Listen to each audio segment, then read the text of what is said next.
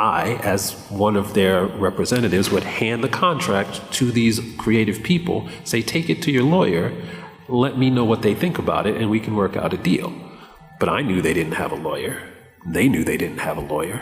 They knew, and I knew, that they were going to sign whatever I put in front of them because I was Marvel, and they weren't, and they wanted to work at Marvel.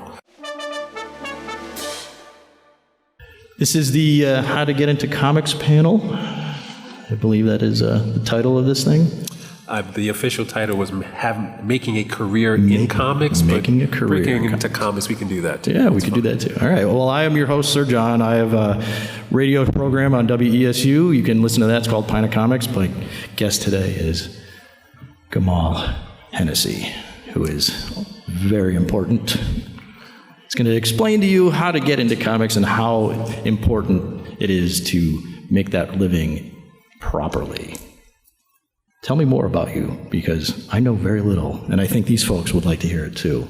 Okay. My name is Kamal Hennessy. I am an attorney, author, and business consultant who specializes in the comic book industry. I've been in comics for the better part of 25 years. I started back in 1996, and I was the general counsel for a Japanese animation and manga company in New York City until Marvel decided they wanted to get back into the Japanese market.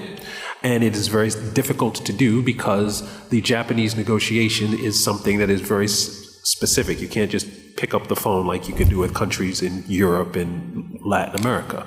So I joined Marvel way back when Tobey Maguire was the only Spider-Man. And I was there for a couple years, and I realized very quickly that the vast majority of artists and writers who work for Marvel, because they all work freelance, they're not employees of Marvel, they all would get deals from Marvel, and I, as one of their representatives, would hand the contract to these creative people, say, take it to your lawyer, let me know what they think about it, and we can work out a deal. But I knew they didn't have a lawyer. They knew they didn't have a lawyer. They knew, and I knew, that they were going to sign whatever I put in front of them because I was Marvel, and they weren't, and they wanted to work at Marvel.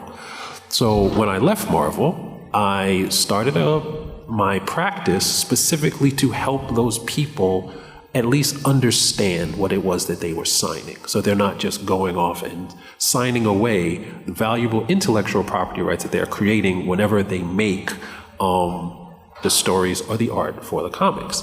Now, as technology grew and as things started to open up for creative people in a lot of different industries, especially with the internet, my practice grew. So now what I'm doing is I'm helping people form their businesses and collaborate with each other around the world, and printing and distribution and marketing and all of those things, because at a certain point, I realized I was helping people with the legal side, but they still didn't necessarily understand how the business of comics worked. They didn't understand project management. They didn't understand distribution channels. They didn't even know what distribution channels were. So I now walk them through the entire thing. I actually published a book in 2020 called The Business of Independent Comic Book Publishing, which actually walks you through the entire process of building your own comic book company. So that, well, if you look at a lot of the people who are like in Artist Alley and like they're building their businesses, they built those businesses primarily through trial and error. Right. And trial and error is expensive and emotionally draining, and nobody really wants to do it. So the book is to help you kind of get over those hurdles so that you can actually have more fun with what you want to do. All right. What are the biggest changes that you've seen in the last 20 years? Biggest changes in the last 20 years is easily the rise of high-speed internet. Yeah. Because with high-speed internet, it actually affects every aspect of the comic book business. Because to put together a team, you used to have to like find people in places like conventions or things like that and figure out how you were going to work together.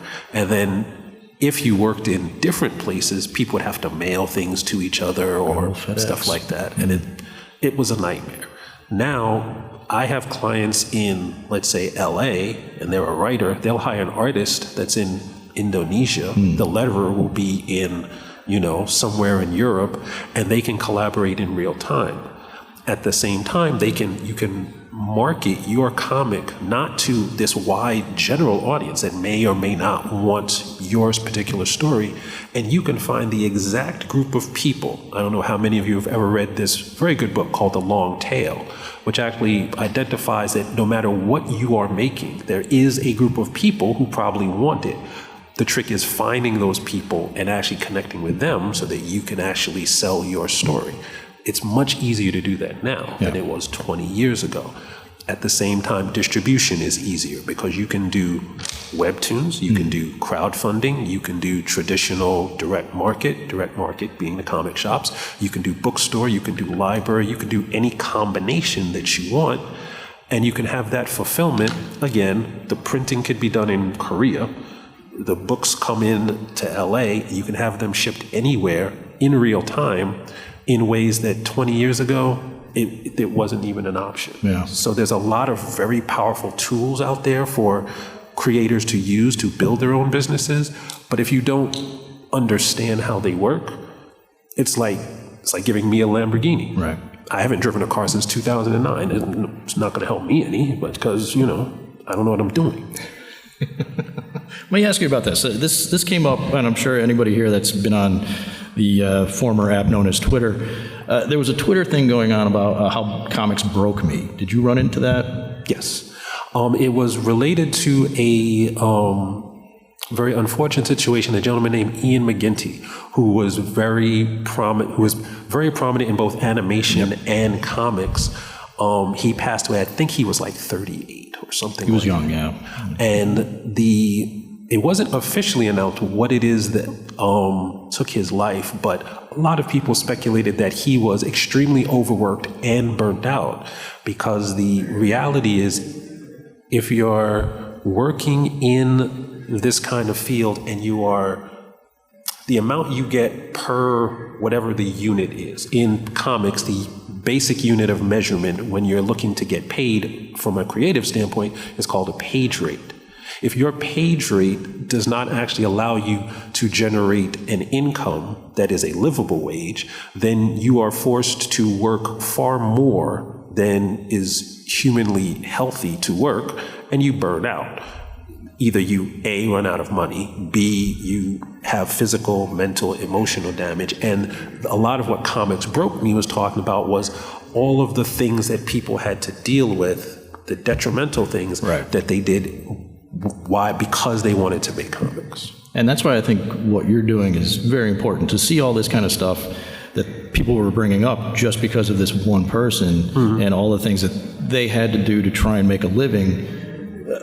Can you explain what's important about what you're trying to teach people is to how to make a living wage doing the comic book industry? I mean, it seems to be really tough.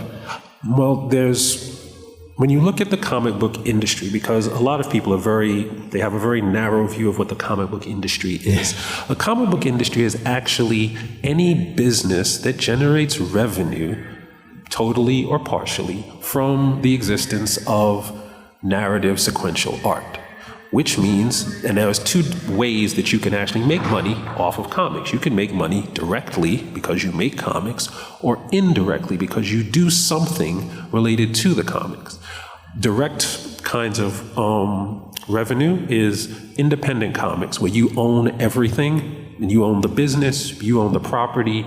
Any profit that comes out is yours. But the downside to that is the business responsibility is also yours. So you can have the greatest comic ever, but if your business is bad, you still fail. You could have the best business model that anyone has ever seen, but if you don't have a comic, you have nothing to sell. And creative people don't really like to hear me say this, but this is actually 100% true. If your comic is not that good, but your business model is amazing, you still make a living in comics. You're not winning any Eisner Awards, but you can still make a living.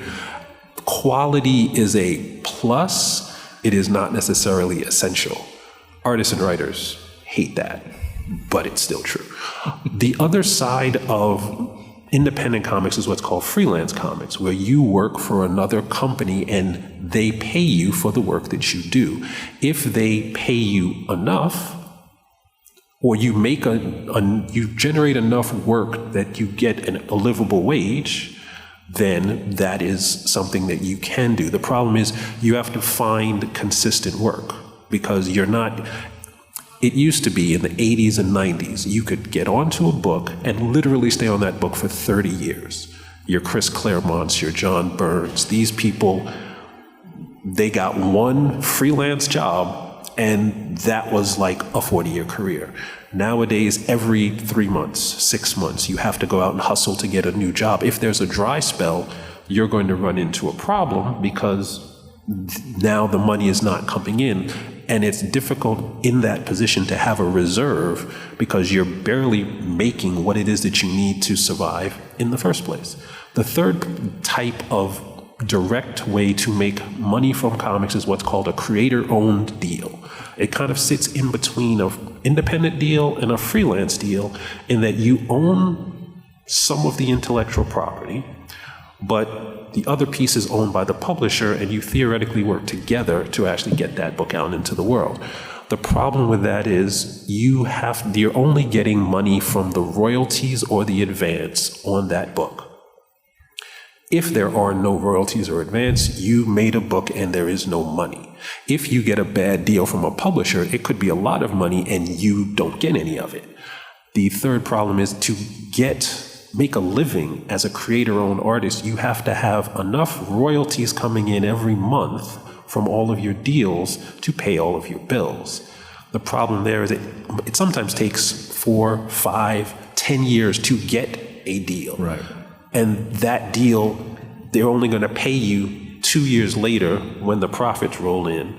And then they're only going to pay you on a quarterly basis. Right. So the idea of actually making a living off of that very sporadic income is not viable in many respects. Now, there's the indirect ways of making comics, which are actually far more lucrative than the direct ways, because you have licensing, investing, and what's called conglomerate work. So anytime you walk around and you see anybody with a t-shirt, a hat, a toy, a video game, socks, whatever, all of that, those products come from licensing.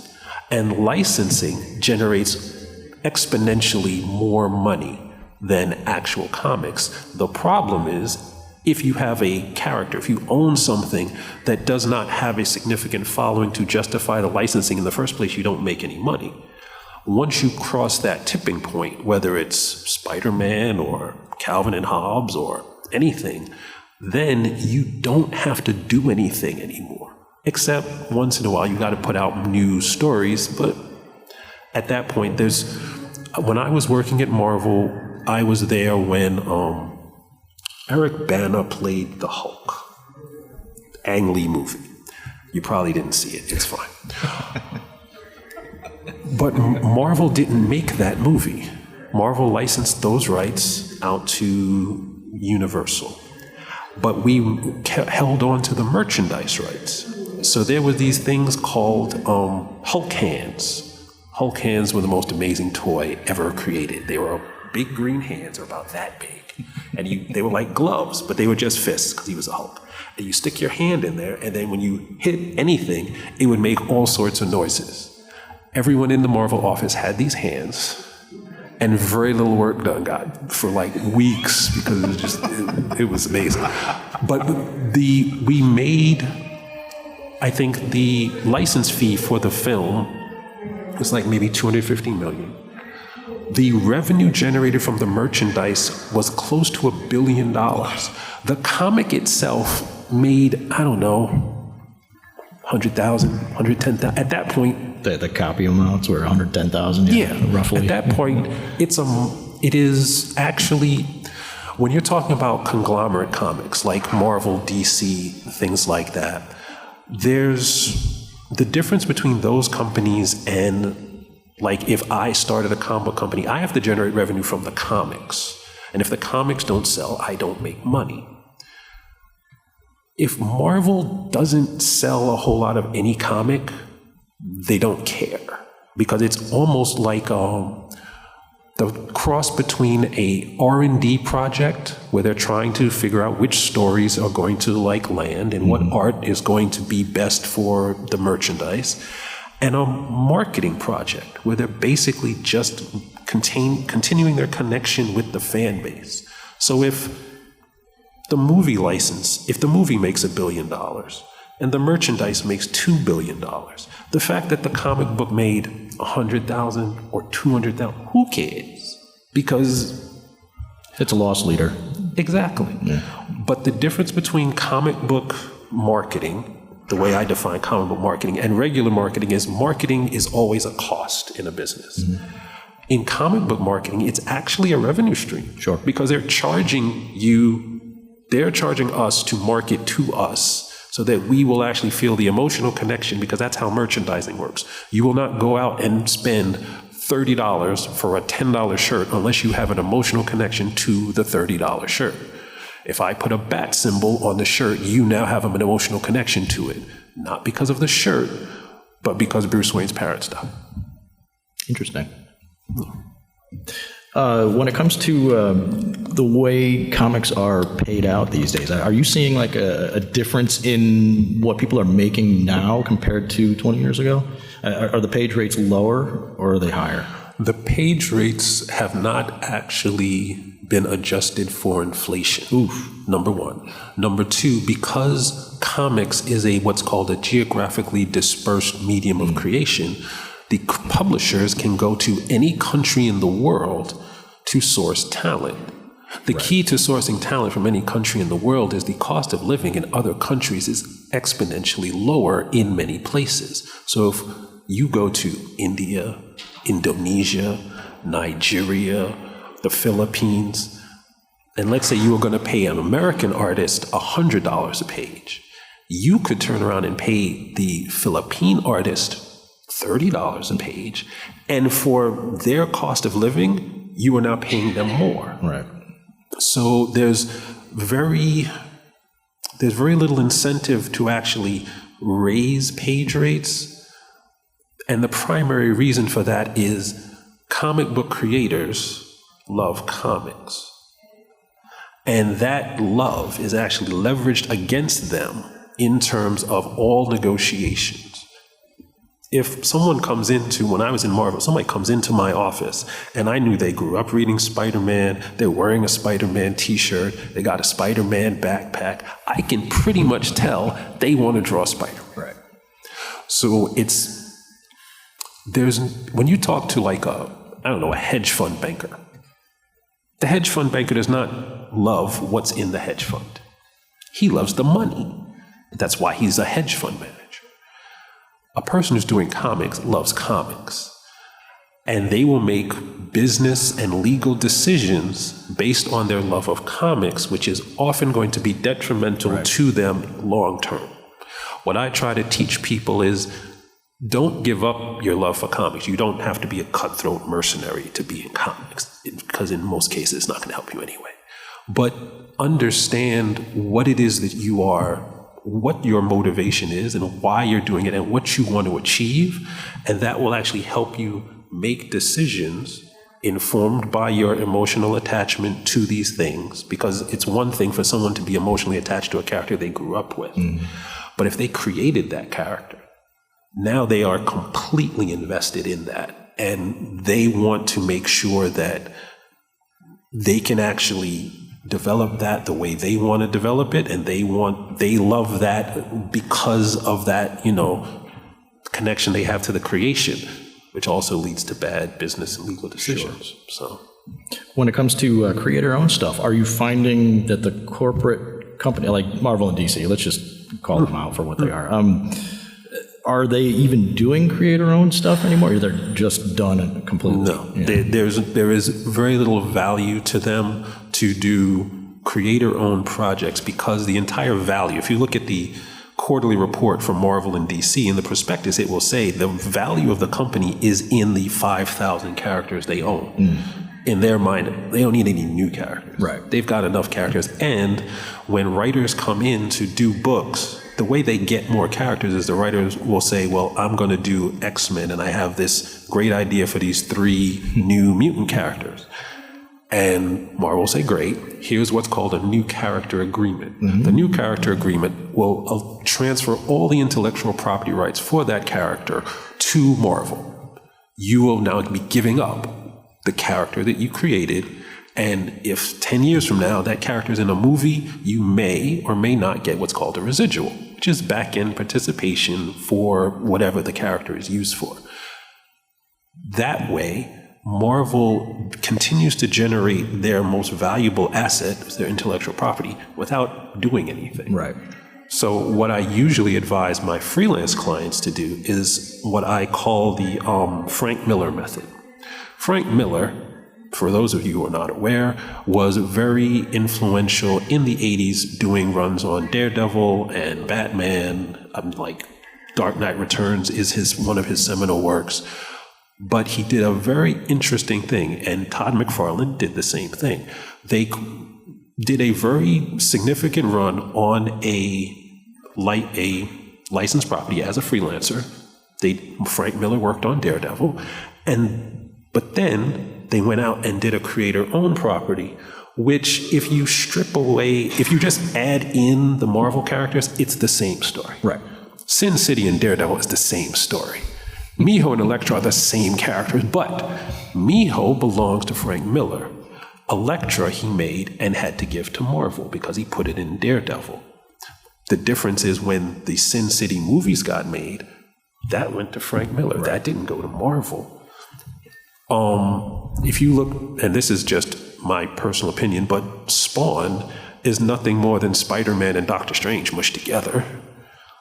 And McFarlane did a lot of work on Spider-Man and could have at any point introduced Spawn into Marvel. But if he did that, Spawn would not be the longest running independent comic book in the Guinness Book of World Records, and Todd McFarlane would not have millions of dollars.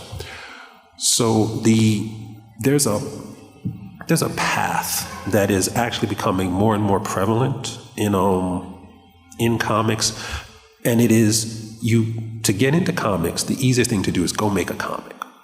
Because that'll actually teach you 4 things at the same time. It'll teach you, 1, how the business works, the entire business, not just the creative aspect. Number 2, it will teach you whether or not you want to be in comics at all. Because if you find out, oh, this is horrible, I never want to do this again, you can just go back to reading comics. 3, it'll actually give you a network of people, because comics is a very small industry. So if you know 8 people, you actually know 80 people, which means you actually know 800 people, which means you actually probably know everybody within 3 degrees of separation. And the 4th is you will know the difference between a good deal and a bad deal, and you will have proof that you can finish something. Because there's thousands and thousands of people who want to create comics who never finish anything. The industry needs to see that you can finish. You have the book that you did, that can get you freelance work. The freelance work can actually raise your profile and your social proof in the industry so that you can go out and either make your own book or get a much better creator-owned deal. And over time, that is one of the better ways to build a career. It's not the only way, but it is a way that actually utilizes a lot of different aspects of the process to get you where you want to go. Sure. I'll be direct here. Of all the companies that are out there now, what's the best business model for someone getting into the industry?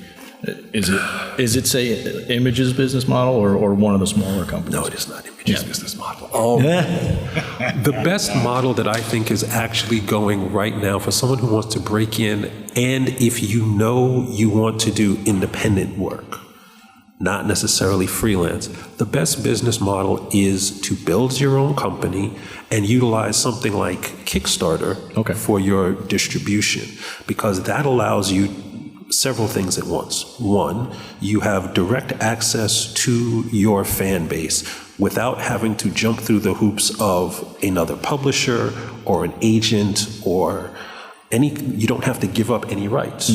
It is your business. Then it allows you to own the intellectual property. It allows you to charge a premium pricing for your comics because, as many of you know, The cost of a 22-page issue at this point is about $5. But if you release it on Kickstarter, that comic, you can easily distribute that for $15. Now, you have to deal with the distribution, shipping, and printing and all the rest of it, but the profit margin per book is still significantly higher. And if you continuously crowdfund, several things could happen. One, your business grows organically. I have quite a few clients that's their main business model, because once you release on Kickstarter, you can then go to the direct market, you can then go to bookstores, you can then get secondary revenue streams, and you can start to explore merchandise and other things like that. The other thing that can happen is enough people see you that you get offered freelance gigs from larger companies. You get offered creator-owned deals from other companies because they see that they can take your intellectual property that you already developed, they didn't have to pay for, and they can put it into their catalog and get you more revenue streams. So right now, I think if you want to be independent, that's the way to go. If you want to do freelance, you should still make a comic, because that's still going to give you that education and that calling card that you can then use to leverage into work. But you can transition out of that quickly and start to do freelance. And when I say freelance, I don't just mean Marvel, DC. There are about roughly 300, 400 different comic book companies out there. Anything from one individual all the way up to like Kodansha, which is tens of thousands of people. And the independents who are building their own comic book companies, they need freelance people too, because in many cases they cannot or they don't want to do everything themselves. And that can be just as lucrative and just a much faster turnaround than banging on Marvel's door for like 2 or 3 years to get like a 6-page thing that you may not get any more work. The last few years, we've gone through a lot of changes in the industry, of course. We all know what that was. Distribution has changed considerably. Yes. How is that affecting your clients? The larger clients that were, well, just to give a little bit of background, prior to 2019, for about 20, 30 years, there was one major source of distribution into the direct market. That was Diamond. If you couldn't get your book into the Diamond catalog, you could get your stuff into comic book shops, but then you had to do like door-to-door consignment and things like that. It was a mess. Up until 2019, it was Diamond. Then when COVID hit, Diamond shut down. After Diamond shut down, when they reopened, they reopened to a completely new world, because now there were 4 other major distributors already in place to compete for that business. You had Simon & Schuster, you had Lunar, you had Penguin Random House, and there was some weird thing that Midtown Comics was doing where they were trying to be a distributor too, but whatever that was. And the weird thing is, a lot of publishing companies simply left Diamond. Because they had been the only game in town for about 30 years, they didn't do anything to innovate, improve, or do whatever, because they're like, well, why should we? This is why you should. And now there's the larger companies that I work with, they do like some of their books, like the bookstore market, they'll do through Simon & Schuster. And then the direct market, maybe they'll do through Lunar. And then their back catalog, they might do through Diamond. So it gives them a lot more options, and there's a lot more competition for better rates, because Diamond, like if a book is $5, the publisher is really, in the best case scenario, getting $1.60 if you go through Diamond, because Diamond takes their cut, the comic book shop takes their cut, the jobbers take their cut. But if you have competition, some of my clients are now, it's $2 a book or $2.10, and that may not seem like a lot for one book. It's like 50, 60 cents, but when you're talking tens of thousands of books every month over a year's period, it turns into significantly more revenue, potentially, especially, like I said before, if a lot of new books are coming in that are already, the production cost has already been paid because they've already been kickstarted, then there's a lot more potential for revenue if you find the right distribution mix. I actually think the distributor wars of the 90s were one of the worst things to happen to comics as a whole, especially for the creators. So seeing these new revenue streams for any publisher, independent, self-published or otherwise, is a really good thing. Has it been a benefit? It has been a benefit as long as the comic book creator is willing to be more than a comic book creator. Because I have clients, they just want to write. They want to write the story, they want to hand it off to the rest of the creative team, and they want the publisher to take care of the rest.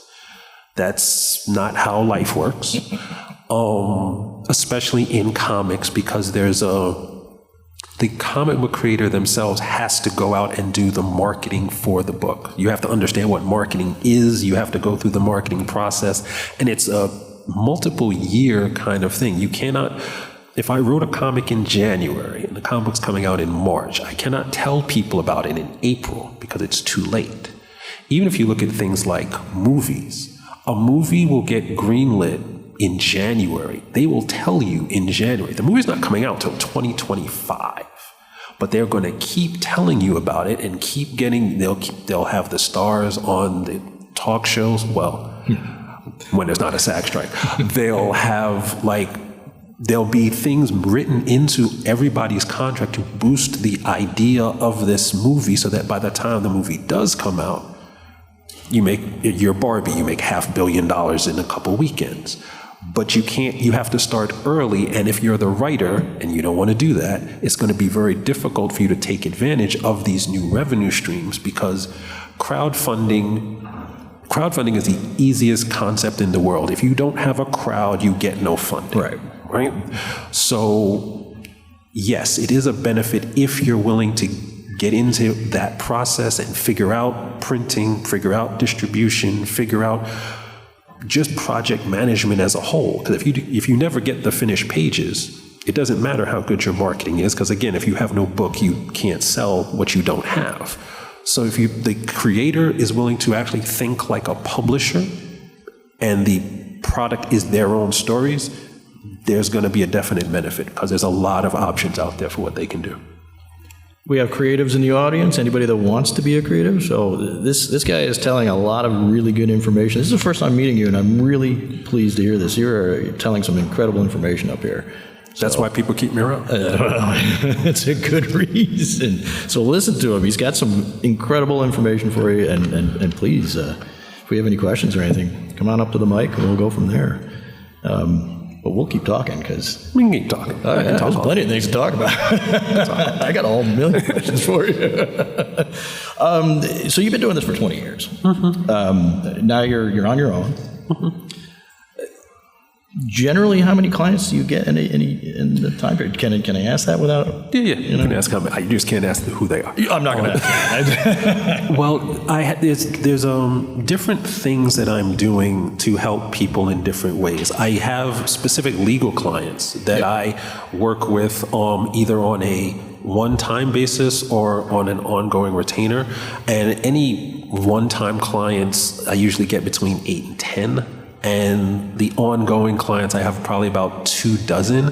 The thing about comic book law and practicing comic book law is there's only like 12 or 15 of us in the country that do it independently. And we all know each other. We all go drinking together. It's great. It's fantastic. But the other thing that I do is I have a organization called Comics Connection that I co-run, and that actually is an online community that helps people build business models for their comics. Oh, very nice. So as people come into the organization, we figure out what they're trying to achieve, what they want to do. We have lessons, we have live Q&A sessions, we bring in experts from different fields to actually help people kind of figure out, well, this is what I want to do. This is how I can. So instead of that trial and error that I talked about earlier, mm-hmm. and instead of that kind of isolation of feeling like they don't know who they can turn to or how they can actually get to where they want to go, we provide all of that in one very neat package. And for those, we have like a few hundred of those, really? Because there's quite a few people who are trying to build their own business models. And they may not necessarily need the legal piece right now, because a legal piece is just one part of like a very large process. But whatever it is that they need, we can actually help them at any point in the process. Lovely. Gotta love it. Go ahead. Hi. I was wondering how the rise of Webtoons are really affecting comics, and also whether or not you can apply the stuff you're talking about to making Webtoons, and also just making like the, those paper versions of the Webtoons. Yeah, the print conversions. Webtoons has actually become a extremely powerful distribution option in terms of all of the other distribution, because what I was primarily talking about before was print distribution, but online distribution had stagnated for quite some time because it was not generating revenue. Digital distribution is actually superior to print distribution in getting the books to the client, to the reader, because you don't have to pay for printing, you don't have to pay for shipping. Your actual cost to get the book out is much lower, but the revenue stream is also so much lower that it doesn't, for a lot of companies, it doesn't make sense to do digital distribution except as a marketing exercise, except when you're talking about Webtoon, because the Webtoon model allows you, if you get a certain number of viewers that follow you, or you get a certain number of views on your comic on a regular basis, Webtoons will start to give you money. They will split some of the advertising revenue with you, and if you cross another threshold, you get, I think it's called their Canvas deal, where they pick up a piece of the intellectual property, but they give you a significant advance. They also put you into their print pipeline. They have a development studio for film and television, and your stuff gets into that pipeline. And if your book gets optioned and purchased for a film, there is significant money coming from that in the tune of 6 figures. So if you're going to do, the difference between doing print comics and Webtoons is in the delivery, because Webtoons is a vertical scroll and print comics is a traditional page-turning format. But there are ways, and there's a lot of people who are production designers now who specialize in converting Webtoons to print. Mm-hmm. So you can start out in Webtoon, and especially if you want to build a following to do something like crowdfunding or to get a Webtoon deal, you can go start in Webtoons, drive your traffic to Webtoons in your marketing, and then use that to springboard any other kind of work you're doing without having to worry about print. It's pretty good.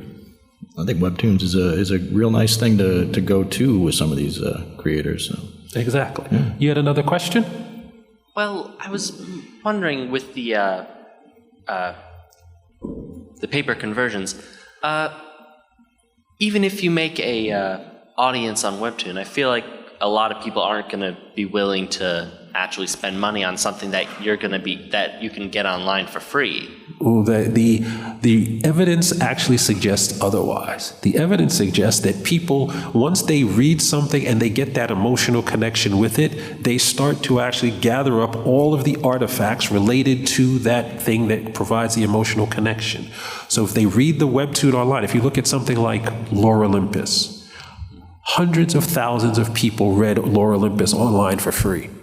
And it still became a New York Times bestseller because, well, one of two things happened. One, the people who read the Webtoon still went out and bought the graphic novel. Or two, people who don't read Webtoons, because they're separate audiences, suddenly found this thing and they bought it. So you're not necessarily going to lose an audience because you give some or all of your story away for free, as long as you give them something different when you try to sell it to them.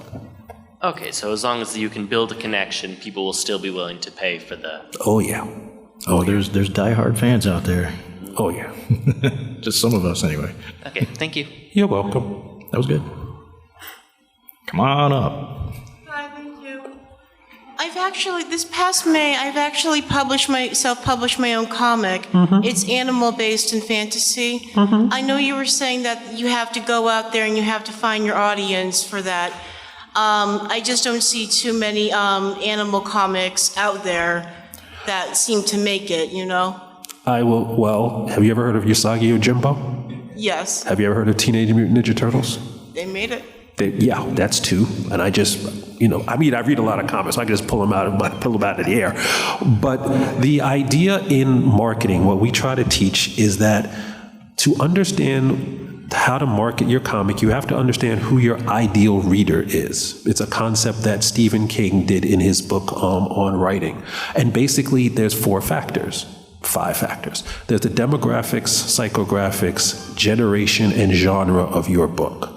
The answer to who your ideal reader is in your book. Once you actually deconstruct your book, you can actually find out who the ideal reader is, and that's going to be a theoretical construct. But those people who fit that profile have already collected themselves in groups online. They're on Facebook, they're on Reddit. Go to Facebook, animal fantasy, comic, or just leave comic out, because the idea is people are interested in the message, not necessarily the medium. So if you have a story that is animal fantasy, like Watership Down or Animal Farm or Usagi Yojimbo, those groups already exist online. If you join those groups, become a valued member of those groups, and then once you are accepted, you introduce the idea of your comic, they will gravitate towards your comic naturally, because those are the types of stories they wanted to read in the first place. That's your marketing. Thank you. You're welcome. Next question. Anybody else? I have more. Okay, you have more? Since, bring up the animal thing. Oh, no, go ahead, run up there, because I can wait on my questions. It's no big deal. Which one? You sound like you have a lot of questions. You're like trying to sort through them. Yeah, we came a little bit late, but in terms of copyright, are you looking to copyright early a concept, or does it matter to copyright a concept, especially if you're working like with world building and stuff, like, something that's going to be difficult for somebody to just kind of carbon copy, but should I still be worried about pieces of it being copyrighted? The primary value, is one of the things I said in the beginning, of a comic book company or a comic book individually is the intellectual property embedded in that comic. Your best bet, everyone's best bet, is to copyright your comic as soon as possible. As soon as you have your idea in what's called a fixed medium of expression, which means you wrote it down or you drew it, you should actually copyright that.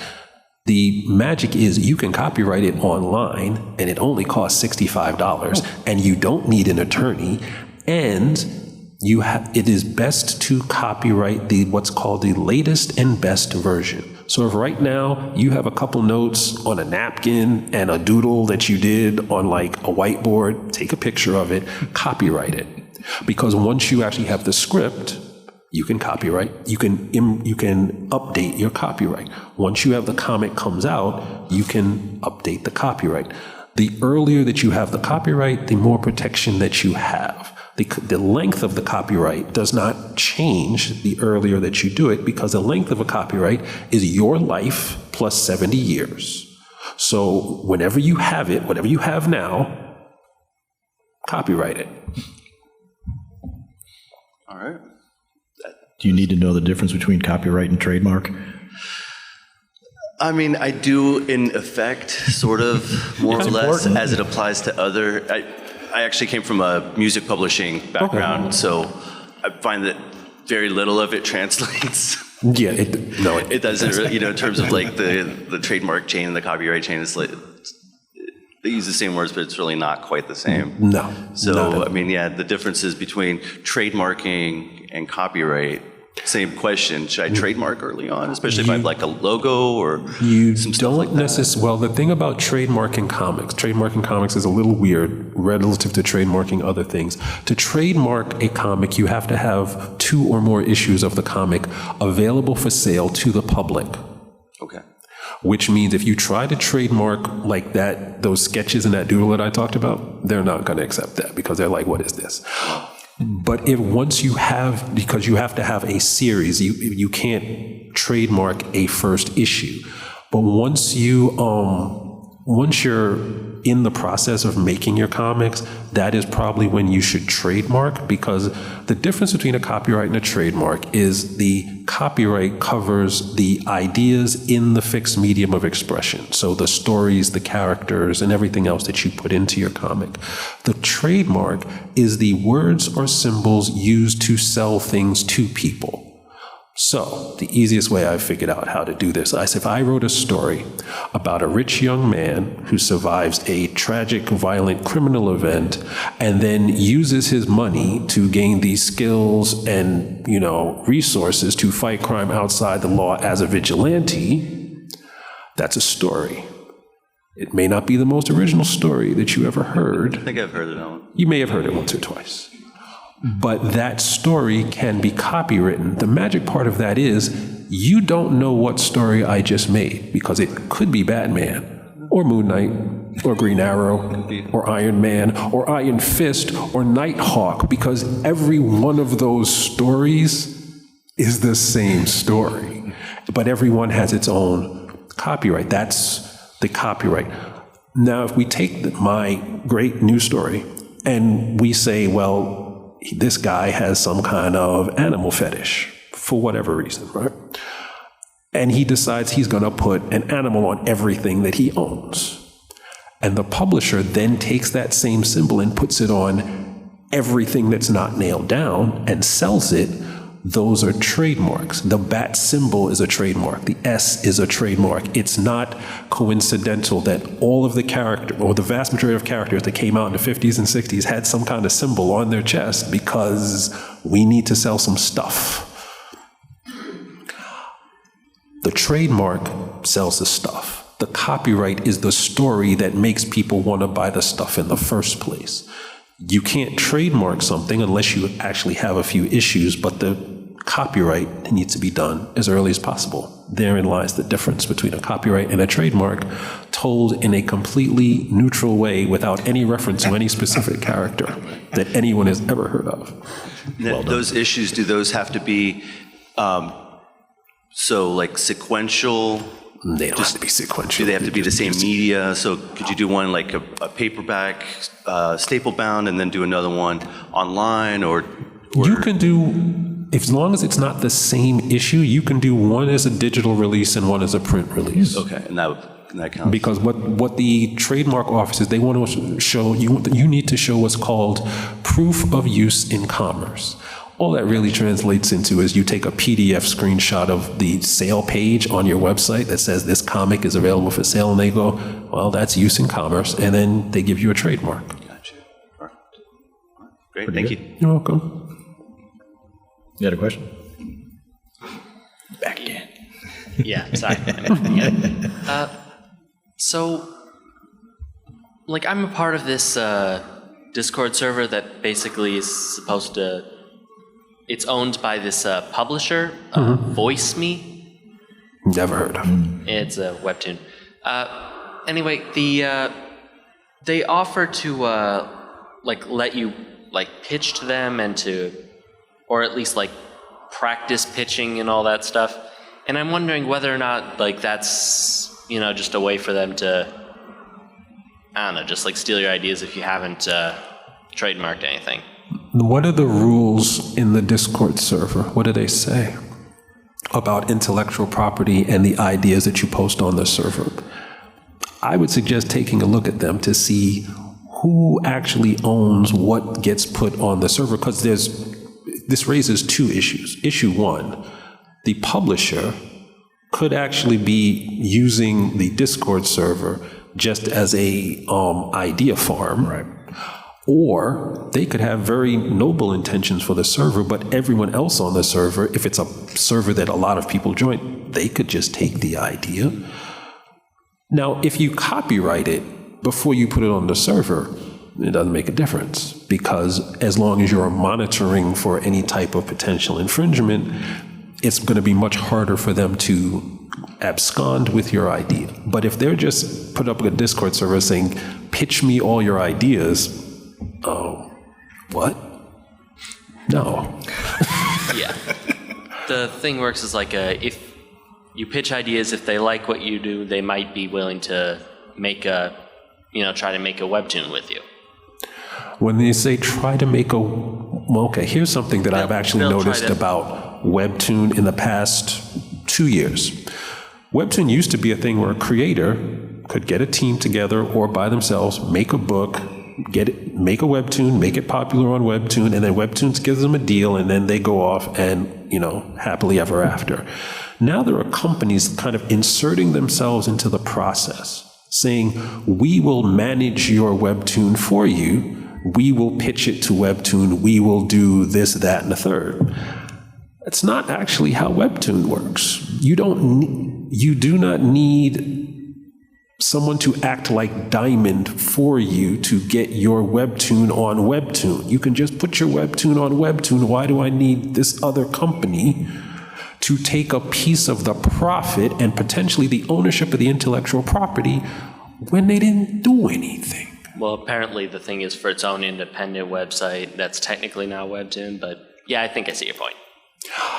If they have an independent website that is not Webtoon, and they have they have the numbers, the traffic on their website, so that it's better for you to put it on their site than Webtoon, then okay.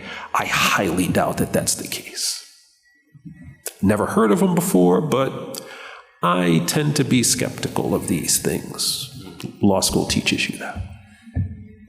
Okay, thank you. It's kind of a good point, though. I mean, how many new places like this are popping up these days? Are you finding more standard publishers, or are you finding more web design or internet-based digital platforms?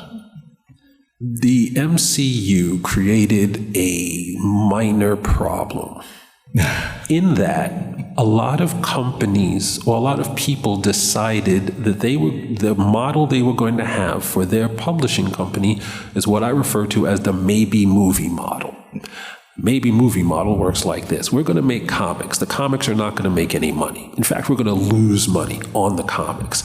However, because everybody knows comics are going to be made into movies now, which is actually not the case. The vast majority of comics will never be a movie or a TV show or anything else, just because there are thousands of comics that come out every month.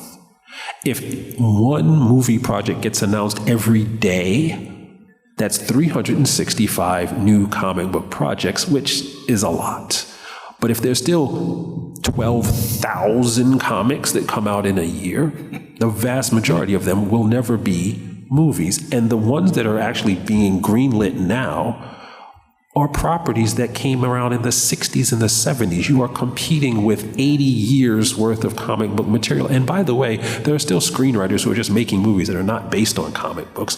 So the idea that you're going to make a comic book that's going to lose money because no one buys it, but then Netflix is going to call you and give you money, that's not a business model. However, dozens of companies got venture capital and huge names in the business to buy into the maybe movie model until the money ran out.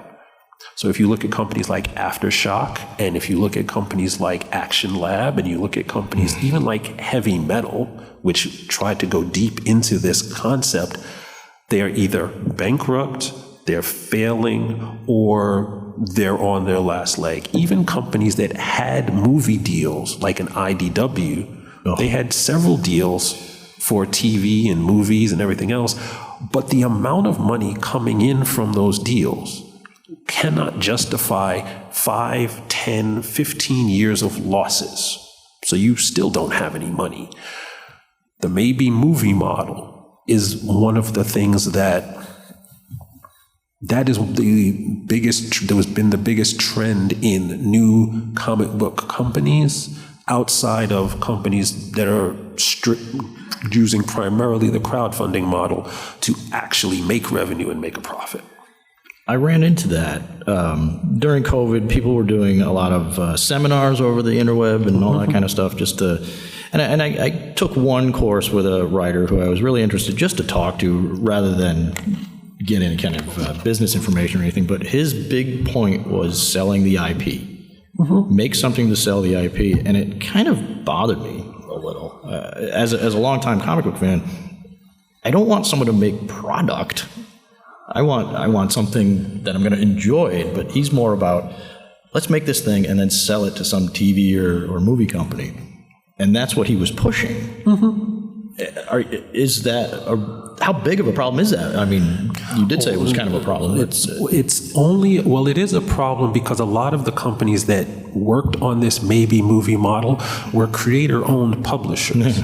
So what they did was they said, we have a company that we're going to use to, we basically, in the industry, we call them an IP farm. We're going to have other people spend their time, sweat, and emotional energy making intellectual property. We will acquire it for little or no money up front. Then we will wait for Netflix to call us, and we will sell them this intellectual property that we never actually promoted, and the books have failed, and we may not have even put out a book. And then when Netflix gives us the money, we will not give the creator the money, and that will be that's our business. Right. The business doesn't work. Have there been successful ventures of that nature? I mean, other than Marvel, obviously. Well, like I said, IDW had some books that, like Winona Earp, right. And there was a couple of Rucka's stuff, like Whiteout became TV series. Bendis had a couple of series. Mark Millar sold Millar World lock, stock, and barrel to Netflix. That worked. However, he had, I guess, 15 different properties. 5 of them were already successful, and he got a deal where he had like what's called a first look deal. So any new project he comes up with or that he brings to the studio, they have a deal where they get to look at it first in exchange for some money. Yeah. So in those cases where someone like Millar, who's been in it for 20 years and actually went through like I said before, went freelance, started to do his own thing, then started to get other properties, that model works. But the idea of just random comic book A is going to be a Netflix series, that's not a business. I've seen far too much of that too. And again, are they selling these things? They're not really selling for a decent contract either. It's like a low upfront, and then maybe when the movie gets made, they get a bigger cut of it. From a creator's perspective, if you go into a creator-owned deal, out of the 3 business models that exist, the creator-owned deal is the most dangerous business model because because in an independent thing, if you create a book and the book doesn't sell, well, okay, that's fine. You don't get any money. If you're freelance, you get paid up front. So if the book doesn't sell, you don't care because you made your money. Right. In a creator-owned deal, you can make the intellectual property. The book could make huge amounts of money, and you don't get any of it, depending on the contract you signed and the deal that you did. The thing that the most egregious aspect of the comic book business now, I believe, is in the creator-owned space. Because that is where publishers are basically waylaying creators who spend 3 or 4 years trying to get anyone interested in their comic. And then when someone says, we will publish your comic, they are over the moon, and the last thing they want to do is have somebody like me tell them the contract is horrible, they shouldn't sign it. Right. And a lot of times they sign it anyway. Okay. And then either the company will fail and they can't get their rights back because the intellectual property is trapped in that failed company, or it does well and they still don't get any money. It's not a good look. Is that the worst deal you've run into at this point? Is the No, the worst deal that I've run into was a freelance deal that basically said, and I quote, "We are going to give you a page rate of $100. This is in 2020. Okay. Page rate of $100 for however many pages you do. However, we are going to withhold your payment until 80% of the United States is vaccinated against COVID. Now, if you think about that for a minute, you're like, okay, it's 2020. We don't have a COVID vaccine. The artist has no impact on creating a COVID vaccine. There is no relationship between the pages I gave you and the COVID vaccine. There is no mechanism for you to determine outside the CDC who is vaccinated and what percentage of America is vaccinated with a vaccine that at that point didn't exist. So why on earth are you holding on to my page rate until 80% of America is vaccinated? That's insane. That is the worst deal that I've ever seen. Please tell me no one signed that. Oh, a lot of people signed it. See, that's where you get into that fans first kind of thing, and they want to write. Creators love comics, and they will make poor decisions based on their love of comics. But the COVID thing, I mean, that's just dumb. I won't even ask who wrote that thing. That's a bad look. What else can you tell these fine folks? I could tell them that we're out of time because it's 12:59. Well, that was really entertaining and very informative. I don't know about the rest of you folks, but that was really good. I hope you learned something. Thank you. Thank you very much. Good news, everyone! You can subscribe to Fandom Spotlite for free. What? That doesn't seem right. And this says have fun and follow your fandom, whatever that means.